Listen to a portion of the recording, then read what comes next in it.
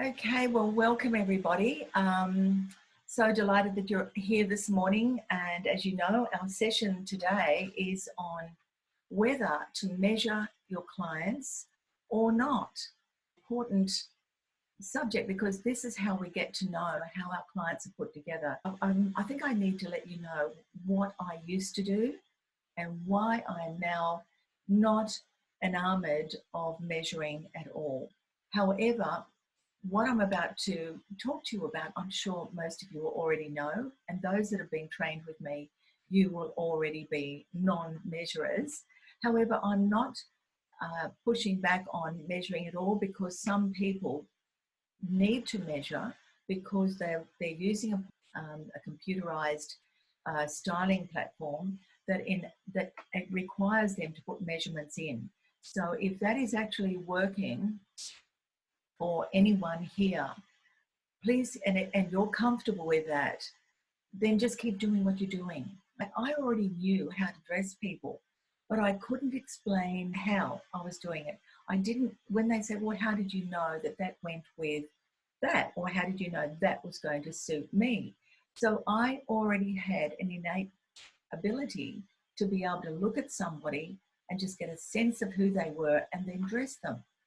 And I'm sure as image consultants, many of you had that ability before you even did a course. You wanted to know how that happened. You wanted to know the strategies. And so when I did my first styling program, I learned the strategy of measuring. Was I comfortable with that? Well, I don't think there's a woman alive that actually loves to see this put on her body. And so I wasn't comfortable, but I thought, these are the rules. This is how I've got to do it. And so 30 years ago, I was taught I had to get in my styling programs long sheets of brown paper, 6 feet long. And when my participants to my workshop turned up, I would give them each one of these long sheets of brown paper. And guess what? I was taught this was the way to do it, that one by one they had to lay their sheet on the floor. Everybody was gathered around, and one by one I would then have them lie on their brown piece of paper, and then with a texture pen I would go around their silhouette and I would draw their silhouette, where their waist was, where the leg break was. And so when they got up, it looked like a crime scene, that somebody had been, died. Anyway, I hadn't thought of it. I hadn't made that association at the time. And then I marked off where their waist was, their shoulder line, the length of their arms. How many times then you measured to find out how many times the head went into the overall body. I tell you what, I'm going somewhere with this, girls. Just hang in with me. If I am not given a decent reason why I'm doing this, I'm not going to do it.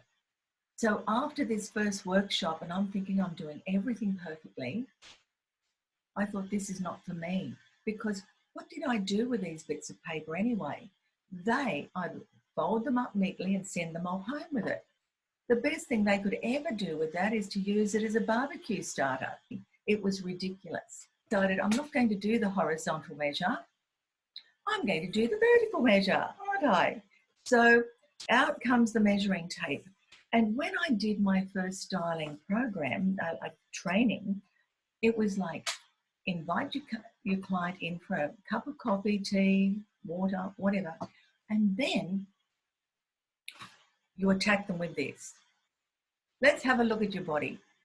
Things have moved along since. I'm rather curious about how they see their body.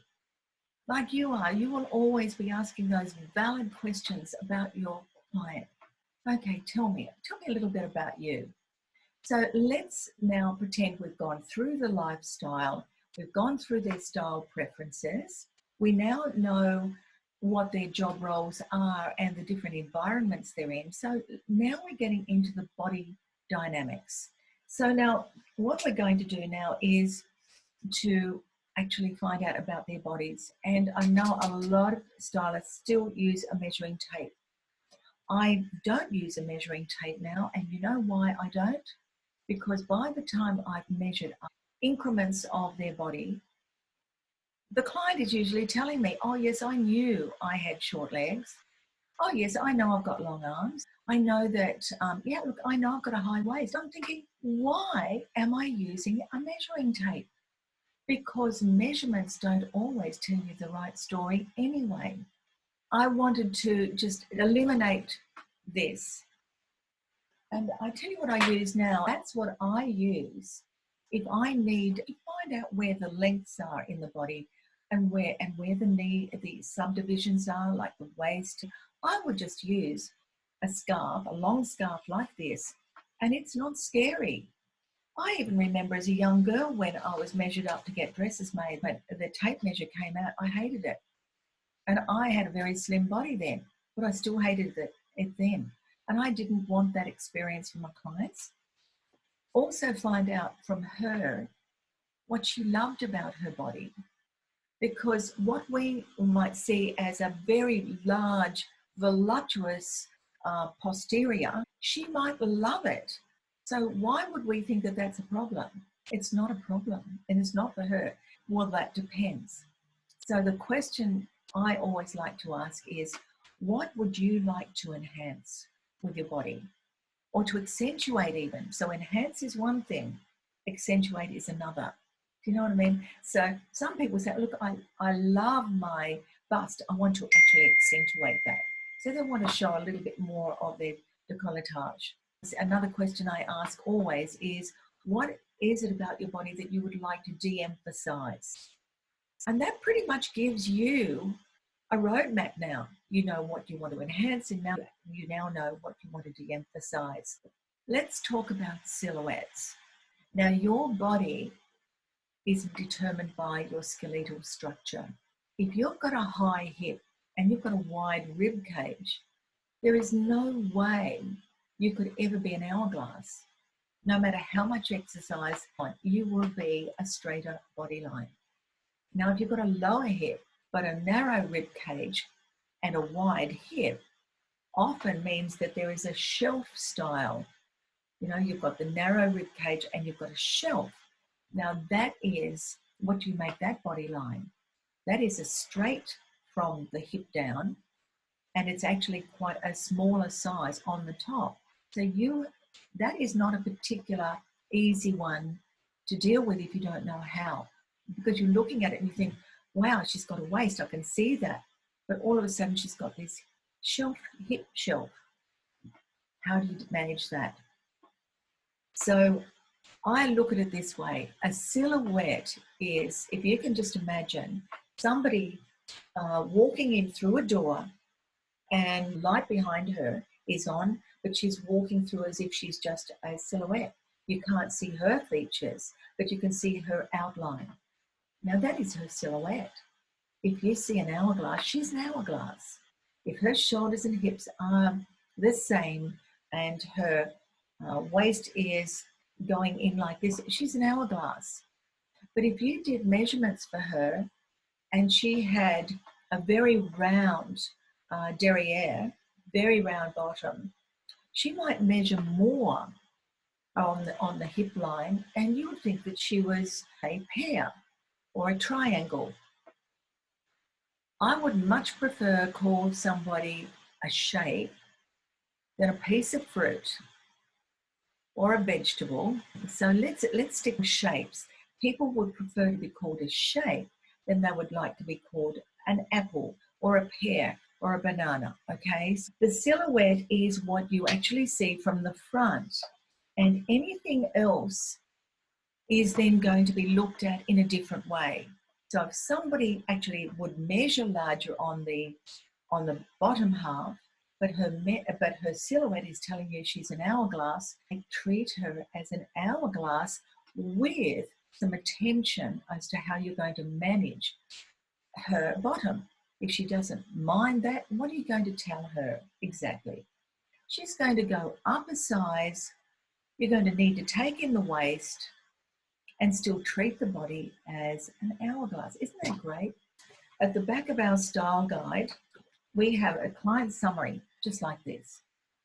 And it's actually up on the Image Consultants United group if you want to print that down. For those of you that have been trained with me, will already have that. Not once in these body assessments, do I use measuring tape. And it's not necessary at all. If anyone does use a measuring tape, I'd like you to start trusting your eye. So still use your measuring tape, but do a visual assessment first. Just check in and just see how close you were, how accurate you were with just using the visual. Because you know what, the client knows. Then we look at the height. Is she short, mid-height, or tall? Now 5'6" or 7", that's a taller side. You can tell if she's looking taller, or she's a bit average, or she's short. This is my mantra. If you can't see it, chances are her body is balanced, or it doesn't matter. It would be a feature that wouldn't matter. The face to body proportion. Now, I was taught to measure up the head here, and it goes into the body approximately 8 times. If it went into the body 9 times, then we assumed she had a small head. If it went into the body, say, 7 times, she had a large head. If I'm looking at her and I'm assessing that just visually, and I can't really tell, I'm not going to worry about that. I don't care. But if she's got a small head, then maybe the hairstyle. Maybe you can do things with that. That's quite easy. You're the stylist, and with my clients, I can give them some solutions around some of the things. This is not staying in her book. I take this out, and this is for me. It's in the back of the book, and it's the very page I turn to initially. I fill all of this in, and I tear it out, and this then goes into my database on that particular client. And so all she's reading then is all the positive things about her body, and she doesn't have to worry about anyone picking up the book. Oh, you've got saddlebags. It's not going to happen. Treat your client as the body shape she is with her silhouette. That's it. And the other parts become then the things that you manage for her. One element I did find most clients knew about was the waist position. And how I measure that with the waist position, I use the scarf again, and I have the client put that under her buttocks at the back, just pulling that up. And then I will get a visual just by simply looking at the back of the neck and where this is. And I get her to just bend sideways and put her arm or hand on her waist. I immediately get a position of her waist. Now, the other thing with the waist position, if she is, if she's an hourglass and she's got a very low waist, let's say long in the torso to the waist, and then a short rise, but she's got a full bust, then you've also got to just assess it from the front as well, because it will depend on how much room that she has got, and providing she's wearing the right bra and she's got a low placed bust, if the available space to add embellishments with clothing is compromised because there is less space to use, she's still going to be that hourglass with a full bust, but you might have to think about the styling aspect of that and whether she can actually add styling elements to her clothes around the waist. Because if the bust is a low bust, and some people have a low placed bust, and it's encroaching on the available space, you don't want to clutter that any further. I still use this for the leg break to the knee, and then from the knee to the ankle. A client has a very long thigh and short from the knees to the ankle. Then again, the skirt lengths are going to be impacted there. You know, we don't want her to be wearing skirts under her knee because it's going to look quite dowdy. she may have to shorten her skirt just to on the mid-knee, just above the knee. Well, that then will require a different styling technique. That might be the reason why she prefers to wear pants all the time, you know, but she's got a lot of choice with pants styles. So it's not like she's stuck in one particular style. So that was my take on it. And my clients love it. In this document that you'll see, there's the 8 body shapes. There are, on the other side, there's the face shapes. Everything I need to know about my client is on those 2 sheets that I take out of the book. And from there, it gets transposed into to my database record for her. And if she rang me, this is how very thorough this is without a measuring tape. If she rang me and wanted me to go shopping for her because she can't get out into the stores, she's got an event coming up, I will shop for that client, and I have never got it wrong. I already know about her personality style. I know what she needs. I know her personality style, and I know the areas of her body that she's concerned about, would like to de-emphasize, and I know what she loves to play up. I know her color because that's already been done. How can I get it wrong? It's impossible to get it wrong. Okay, Louise has asked a question here. Is the waist position measured from under the buttocks to the neck, not to the top of the head? So the overall body is from the top of the head to the floor. You want to know how long the body part, including the head, is from the top to the leg break and the leg break to the floor to determine where are they carrying the length in their body, okay, in the overall body. But then when you come to the subdivisions of the body, which are the waist and the knee, then the subdivision, you're now looking from the leg break now to the back of the neck, which is the torso part of the body. So we're now looking at that. So within the torso, you've got the waist. Is the waist higher in that torso, or is it a bit lower? Okay, so then, of course, the other subdivision is where the knees are positioned, from the leg break to the ankle. So again, I will use this to determine from the leg break to the knee, and then again from the knee down to the ankle. And if it's within an increment of tiny, I don't care. Usually you can tell, but it's really good to let the client know too that you're understanding her body by going through these things without embarrassing her with a measuring tape. You already still understand her body. She knows that you've got everything you need to know about her body to go and shop for her. So let's look at some of these questions. Great tights and socks available online from Tightology. Thanks, Suzanne, for that. And I will check that out because I don't know about that one. That's really good. So are there any questions? Because this is the time to ask them. So Suzanne, can you add to anything that I have delivered here that I might have just missed? No, I think that's pretty much covered it. And I was trained in measuring, and I also trained everybody to measure. So I've done all of that, but I'm now non-measurer too. And purely for the reasons that Evelyn said, because what it does is I find that it categorises women. So you say, yes, you're a pear shape, and this is how you're going to dress.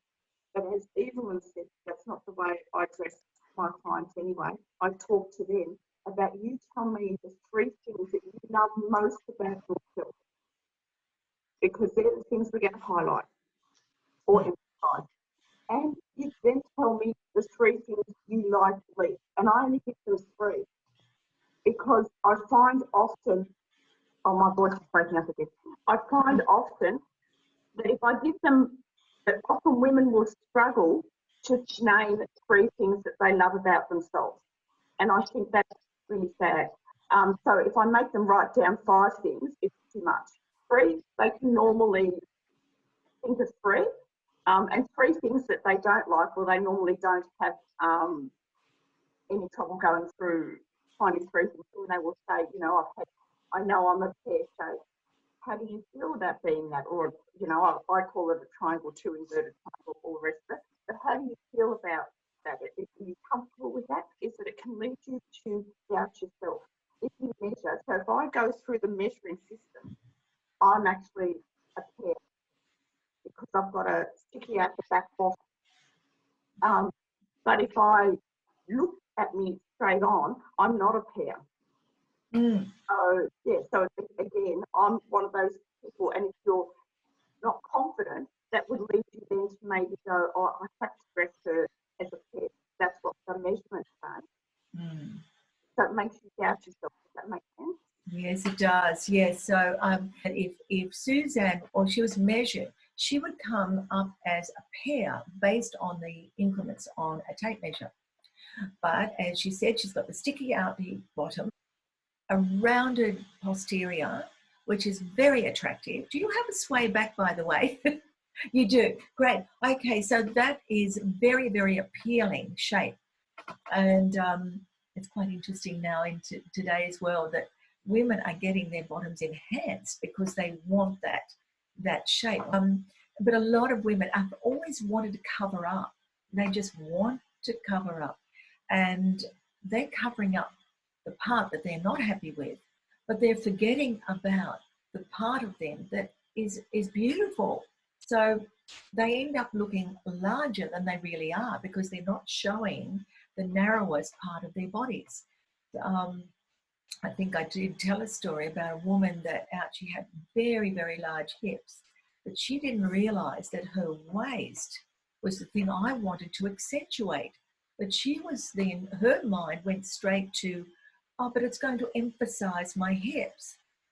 And I'm saying to her, look, we want to actually have a look at this silhouette you've got because it is actually very feminine. And I want you to get used to this because you are going to absolutely drop kilos when you start showing them the parts of your body that are your best parts. So we got her to wear 3/4 sleeves because that on the arm, that is the narrowest part. Don't worry about the top part. We start to then taper in the legs of her pants, getting her to wear more a pencil skirt that just, draped over her body, but it was still shaped into her leg at the bottom. And she couldn't believe it. She said, oh, I didn't know I could look like that. Oh, I'm beautiful. I am beautiful. We image consultants, we are a special breed. We really are, because we are so wanting to help women and men for that matter look their best.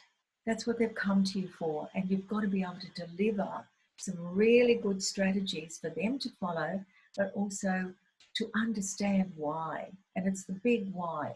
Being a why learner myself, if I don't get the why, then it just goes over my head. I've got to make meaning of things. And that's why I couldn't get a good reason why I was using a measuring tape. It worried me. I'm thinking, what is this really telling me? When I'm looking at a real person in front of me, what is this telling me any different to what I'm observing right now? And then I start to trust what I was actually seeing. And the rapport that you would have had with a client prior to picking up a tape measure has absolutely been broken with most women if they're not happy with their bodies. You're building that trust. You are her trusted advisor. She doesn't want to go through an experience even with just a tape measure for 10 minutes because that's not giving her a nice experience, even in that moment. I'll just jump in there and say one more thing there too. When I have my client and I say, you tell me the 3 things that you love most about your body, and they hesitate. And that's when I always say to them, you can tell me the 3 things you're not so fond of, but you struggle to tell me 3 things you're fond of. And what we do is overestimate what people notice about us. So that if I'm drawing attention to the 3 things I like most, chances are people aren't even going to notice the things that I'm not so fond of. Because I've highlighted the things that appeal to me most. So we often overestimate what other people notice about. From Jeanette, can you talk some more about the high and low rise? Is this always related to short and long waistedness? Yes, talking about the rise is from the crotch through to where the natural waist is. And some women are actually quite short in that area. That means then that waisted pants, not skirts so much, but waisted pants can be a problem because they've got too much rise in the natural structure of the pants, and it's uncomfortable. For those women, they would have loved the hipster jeans, the hipster pants. It just really worked for them. And on them, the rise on the low rise hipster pants would have actually fitted quite nicely on just the hip level. Did you notice the zips on some of those pants are about that deep? I often wondered why they bothered putting one in anyway. So, but if you've got a high rise crutch to the natural waistline, then the women that have that really hated hipsters because there was so much that of their body still showing before they got to their waist, and it was uncomfortable too. It just sort of hit them on a really bad part of their hips. You could have a long rise and a short waist, or you could have a balanced waist. Yeah, I don't know, because you see various combinations of long and short torsos and waists all over the place. And with the hipsters, yeah, they fit people who were very straight. Whereas if you're quite angled, even if you are short-waisted, I don't think the hipsters would fit as well, you know what I mean? No, so that's where, because women insist so much on wearing pants, whereas I'm always trying to get them into dresses and skirts, it can be a bit of a fit problem. Now, just saying about bubble butts, you know, where the torso comes down and then you get this sort of thing happening. And I wasn't thinking so much about the vertical length, but I suppose what the body's doing horizontally, because yes, sometimes the pants, because you find the low rise were often very straight. There wasn't much curve in them. Well, there was no way they could get a curve in those. Yeah.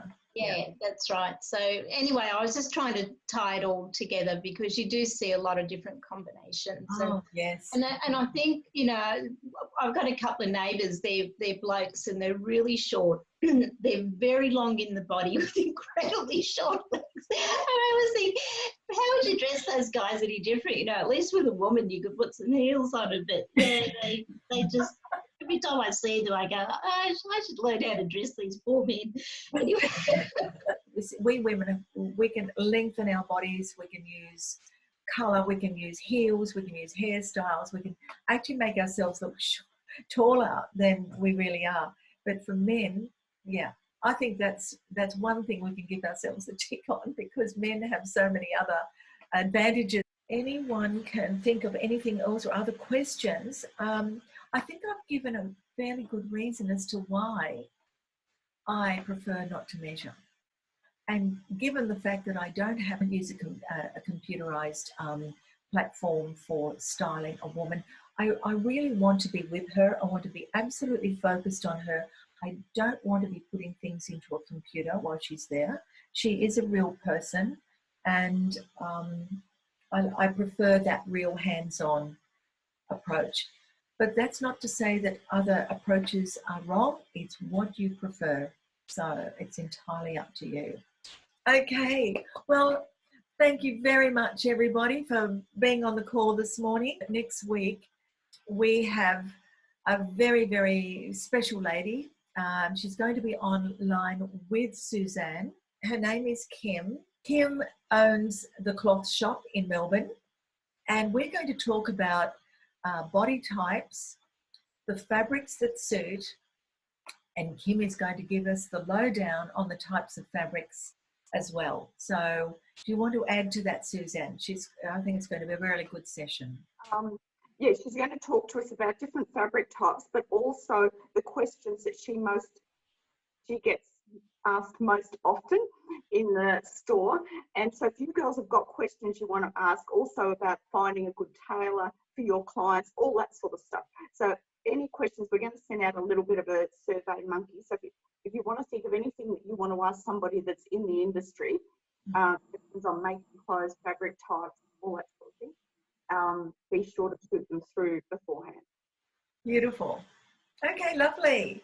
Well, thank you, ladies. I look forward to seeing you on the line next week.